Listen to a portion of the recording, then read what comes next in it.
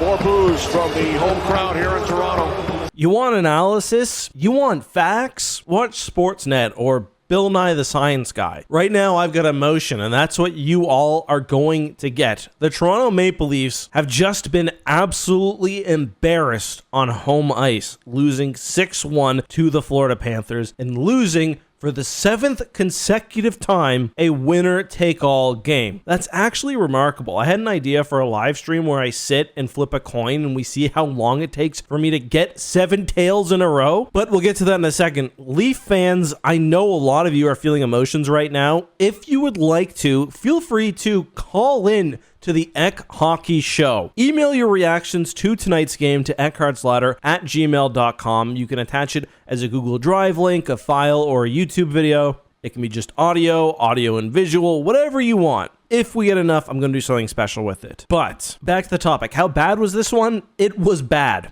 I'm not even going to do a game recap. What's the point? Anyone who watched the first 5 minutes of this one knew exactly how it would go. But a couple of interesting stats from Sportsnet. The 75 shot attempts allowed by the Leafs were the most by any team this season through 2 periods. That includes in the regular season and playoffs. That includes Chicago or Anaheim playing teams like Carolina. Anyway, the eventual 6-1 loss would equal the largest shellacking a home team has ever received in the NHL playoffs in a Game 7. So they got their ass beat basically as bad as a home team can get their ass beat in this situation. They were booed by Leafs fans. They deserve every single goddamn sound that the suits in Toronto gave them. Here's another really fun stat. In the last 5 Game 7s, how many goals do you think the Leafs have scored? All games combined. 5. 5 goals scored in 5 games. I don't know what else to say. Listen,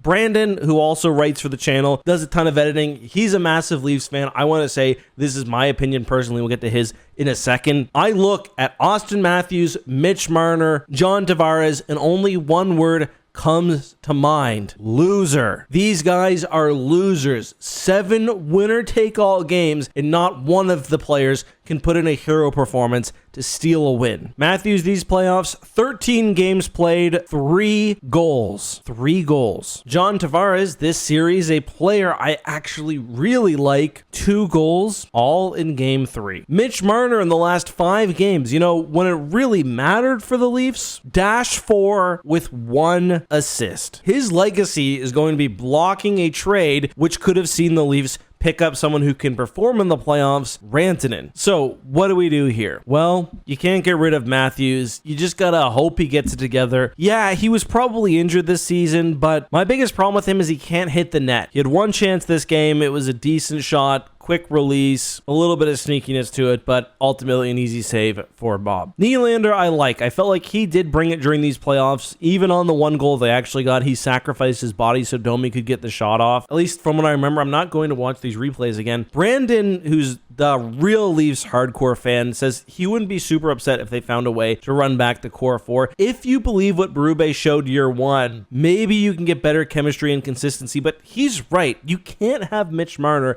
at 14/8, and he's a UFA, so is Tavares. Let's look for some loyalty from players who haven't delivered anything at all. Mitchie was non-committal post-game on coming back. I don't think he's going to. I think he's not built for this. Go play in Utah. Have fun. JT, on the other hand, he 100% wants to come back, and I want him back as well. I don't think JT obviously is as he was in the Islanders days, but I think even with a decreased role, the Leafs want him. Could things have been different with Stolarz in net? I mean, maybe. I guess you could argue they played more defensively, trying to block shots and box out in the D zone, but Florida was still absolutely dominant in the forecheck, so I don't buy that at all. Toronto wasn't scoring. Stolarz wasn't the fault here. The thing is, say Mitchie walks, it's a weak free agent class. Ehlers, maybe look at him. I don't think you want like a Matt Duchene or a Patty Kane. I don't know, man. It's just so disappointing. Another year, another failure. What can you say? Shanahan, I think your time is up, buddy.